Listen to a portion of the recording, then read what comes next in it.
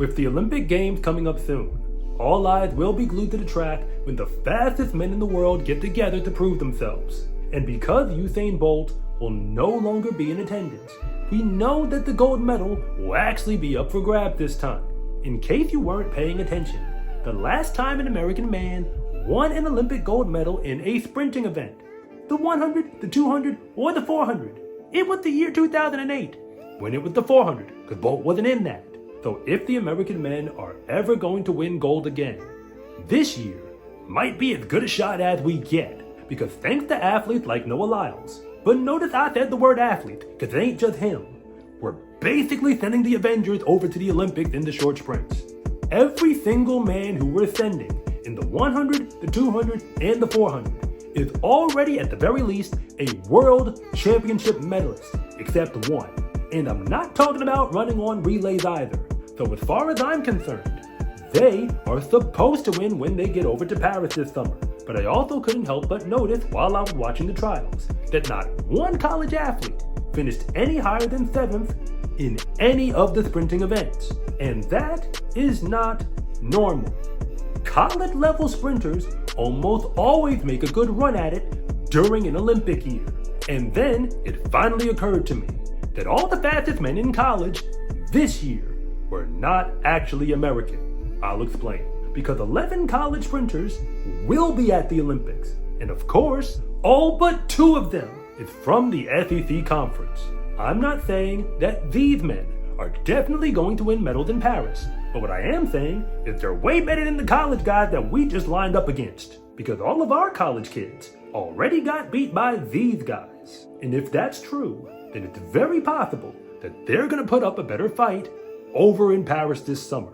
So here is a breakdown of all the college men sprinters who will actually be competing in the Olympics. They just don't happen to be American because our guys weren't fast enough. Don't get me wrong, I would still be putting all of my money on Noah Lyles and the Avengers. But we also know that college kids can definitely win medals at the Olympics because all of these guys definitely have the talent to get it done. But if you're new here, I want to say thank you for even making it this far into the video. And I'm Coach Rob, the founder of SCArecruiting.com, where I rank the best high school track and field recruits in the entire nation. And if anything that I say actually connects with you, it is always greatly appreciated if you would please like and subscribe. But if I don't, just let me know in the comment section because I try to read them all. In the men's 100 meter dash, Favor Ashe of Auburn and Godson Ogun Brume of LSU will now be representing Nigeria over in Paris at the Games. Both of them can break the 10-second barrier, but that's not who I'm most concerned about. It's Louis Hinchcliffe of Great Britain, who won the NCAA championship for the University of Houston. And Louis is a problem because he was not just the NCAA champion in the 100 meter dash. He was also the best sprinter in college for the final 2 weeks of the year. To clarify, he was the fastest man in the 100 meter quarterfinals, the fastest one in the semifinals, and of course the fastest in the final. So yes, he is legit. He has Olympian Carl Lewis as his coach, and enough talent to get into a final, perhaps taking a spot from an American along the way.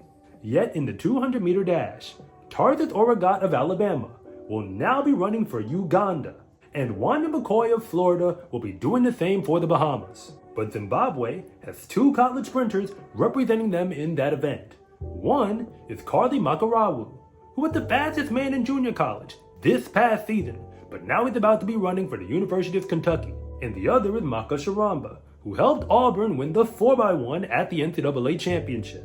But if any of these men were going to sneak into a 200 meter final, my pick would be Chekna Traore, formerly of Penn State, but he's running for Cote d'Ivoire. He was never really supposed to be this fast, and I've made my thoughts on that abundantly clear on this channel. He started off in Division 3 and transferred up to D1, winning championships at both levels along the way. Is he supposed to make the final at the Olympics? Of course not. But he was also never supposed to win the NCAA championship in Division 1.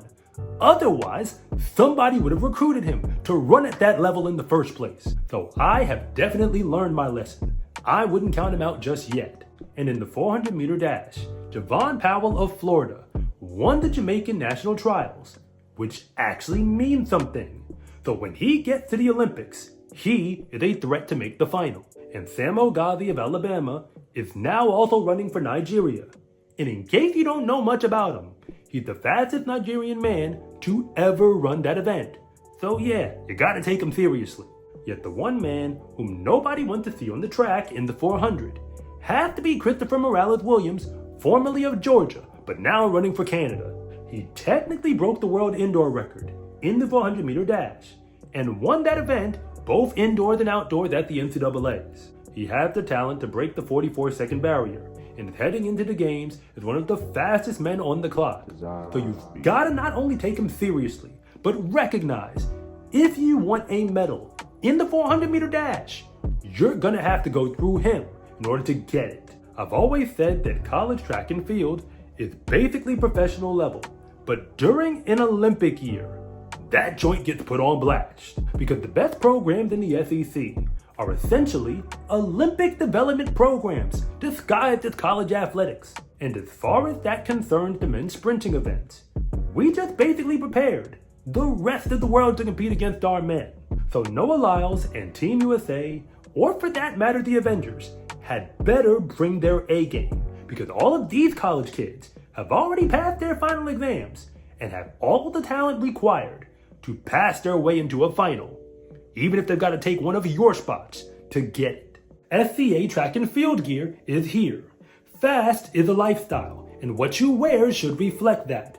Order yours at scarecruiting.com/shop or click the link in the description below. It's a huge support to me and this channel, so I can continue to make you more content like this. And remember, it's always greatly appreciated if you would please like and subscribe.